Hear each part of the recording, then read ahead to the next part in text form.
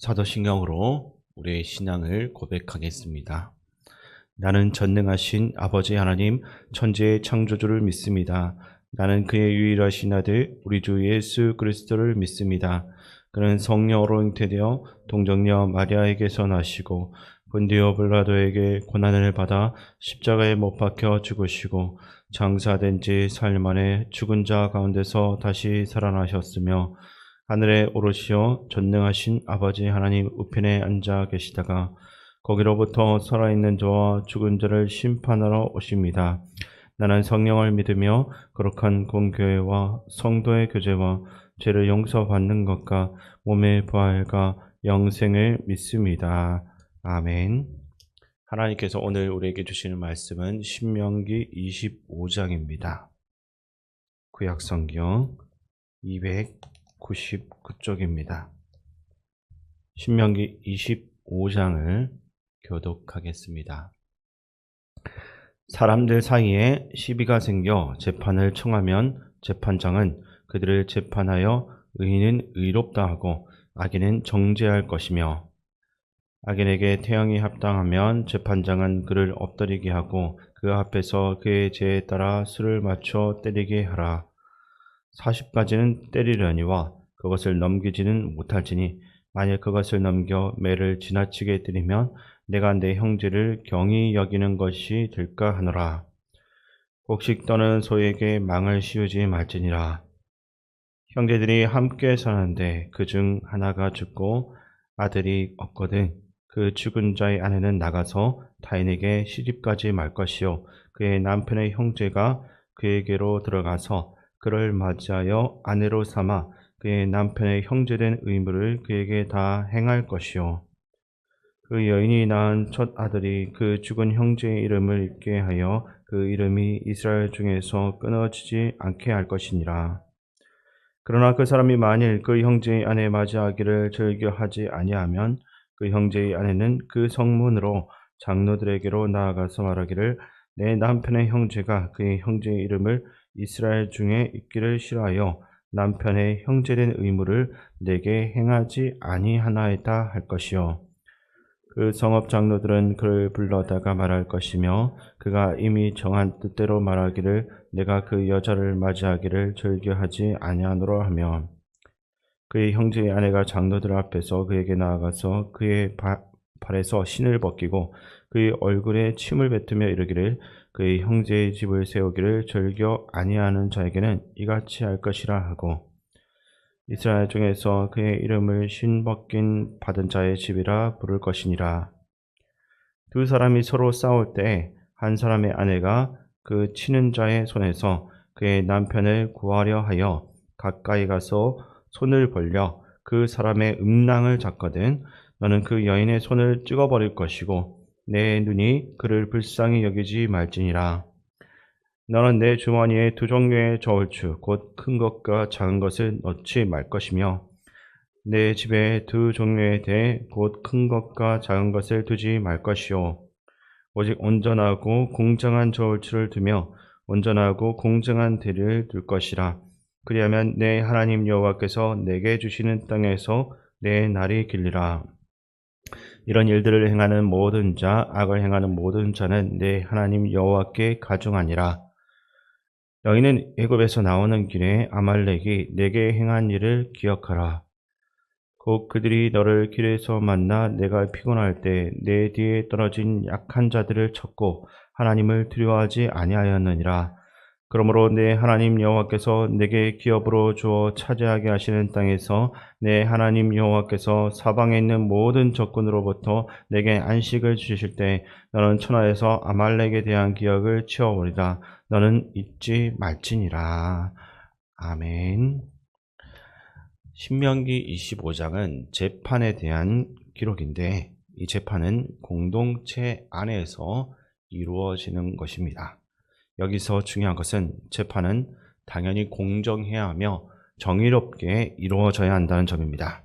그리고 그것이 평등 속에서 실현되어야 하는 것입니다. 누군가는 공평과 평등이 같은 말이 아니냐라고 생각할 수도 있지만 하지만 실제로는 좀 차이가 있습니다. 예를 들어 어린아이와 다 큰 성인에게 같은 양의 식사를 제공한다고 가정해보면 이것이 결코 공평한 것은 아닐 것입니다. 성인은 신체적으로 더 크고 더 많은 에너지와 영양이 필요합니다. 따라서 동일한 양을 제공하는 것이 공평한 것이 아니라 각자의 필요에 맞게 조정하는 것이 진정한 공평이 되는 것입니다.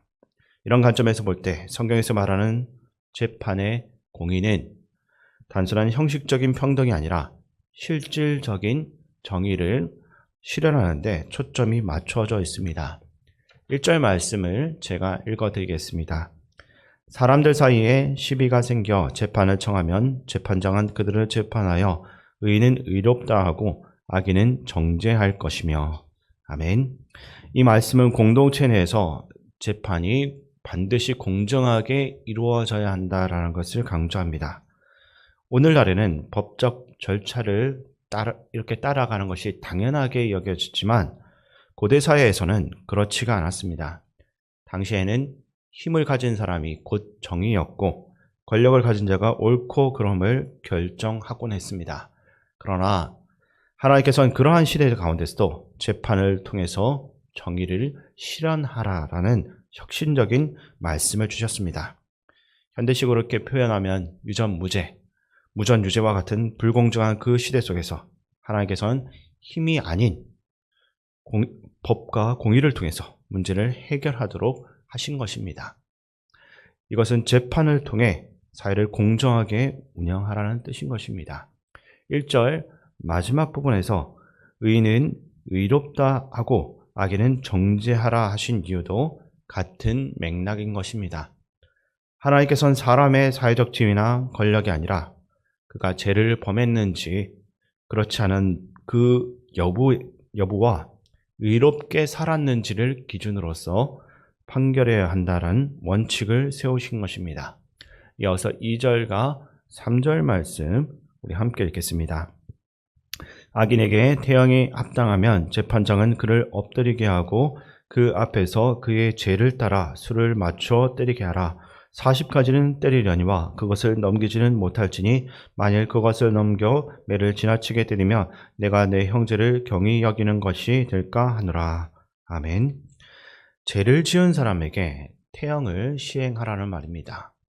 우리는 이 말씀을 듣고 이건 좀 너무 야만적인 처벌 방식이 아닌가라고 그렇게만 쉽게 생각할 수가 있을 것입니다. 현대사회에서는 경고와 벌금 그리고 최종적으로는 감옥에 가두는 방식으로서 처벌이 대부분 이루어집니다. 그러나 감옥에 가둔다라고 해서 모든 문제가 해결되지는 않습니다. 부유한 사람은 벌금을 내고 쉽게 빠져나올 수 있습니다. 또 감옥에서는 죄인들이 서로 더 악한 것을 배우는 경우도 많습니다. 물론 교도소 안에서도 교육이 이루어진다라고 하지만 근본적인 변화는 쉽게 일어나지 않는 것입니다. 여기서 하나님께서 말씀하시는 태형의 의미를 다시 한 번 더 생각해 봐야 합니다. 부모가 자녀를 올바르게 양육할 때 때로는 해초리를 들기도 합니다. 하지만 단순히 때리는 것이 아니라 매를 맞은 후에 약을 발라주고 사랑으로 감싸 안아줍니다. 이처럼 하나님의 징계는 사랑을 바탕으로 하는 것입니다. 즉 성경에서 말하는 태형은 단순한 폭력이 아닙니다. 죄를 잘못한 그 죄를 징계를 하되 동시에 그 죄인을 바르게 세우기 위한 것입니다. 현대적인 처벌 방식 속에서도 단순한 경기보다는 사랑과 교화가 함께 이루어져야 한다는 것을 이 말씀을 통해서 우리는 배울 수 있는 것입니다. 이처럼 하나님께서는 재판과 형벌을 통해 단순히 죄인을 벌하는 것이 아니라 공동체가 더욱 공의롭고 정의롭게 그 질서를 잡아가기를 원하신 것입니다. 우리가 하나님의 뜻을 깊이 묵상하며 우리의 삶에도 이러한 공의와 사랑이 실현될 수 있도록 해야 될 것입니다. 그래서 3절에서는 이러한 원칙을 좀 더 구체적으로 설명을 하며 40가지는 때리려니와 그것을 넘기지는 못할 것이다 라고 말을 하고 있습니다. 사도 바울의 이야기가 생각나고 있는데 이 사도 바울도 마흔에 하나 감한 매를 맞았다라고 기록되어져 있습니다. 이 규정은 단순한 형벌이 아니라 형벌의 한계를 정하고 지나친 처벌을 금지하는 원칙을 담고 있는 것입니다. 만약 매를 지나치게 때린다라고 하면 어떻게 되겠습니까? 단순히 육체적인 상처뿐만 아니라 형벌을 받는 사람을 큰 죄인이라는 낙인 아래 완전히 버리는 결과를 낳을 수가 있습니다. 그래서 성경은 이렇게 말합니다. 내 형제를 경히 여기지 말라. 죄를 범했다라고 해서 형제의 관계를 끊어내서는 안 된다는 것입니다. 죄를 징계하는 것은 필수적이지만 동시에 사랑의 그 관계를 포기해서는 안 됩니다. 부모와 자녀의 관계를 생각해보면 건강한 아이는 정서적으로 안정되어 있습니다. 부모에게 매를 맞더라도 다시 부모의 품에 안기게 되는 것입니다. 잘못을 인정하며 눈물을 흘리고 다시 부모의 사랑 안에서 성장해 갑니다.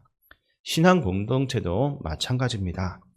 벌이 없고 상도 없는 공동체는 온전한 공동체가 될 수가 없습니다. 벌을 주는 이유는 비교의식을 조장하거나 완전한 처벌이 아니라 바른 길로 인도하기 위함인 것입니다. 이러한 맥락에서 사절은 곡식 떠는 소에게 망을 씌우지 말지니라 라고 말을 하고 있습니다. 언뜻 보면 앞의 내용과 무관한 말처럼 보일 수도 있지만 사실 재판의 원리와 연결이 되어 있는 것으로 보여집니다. 당시 농부들은 소에게 매질을 하면서 밭을 갈도록 했습니다.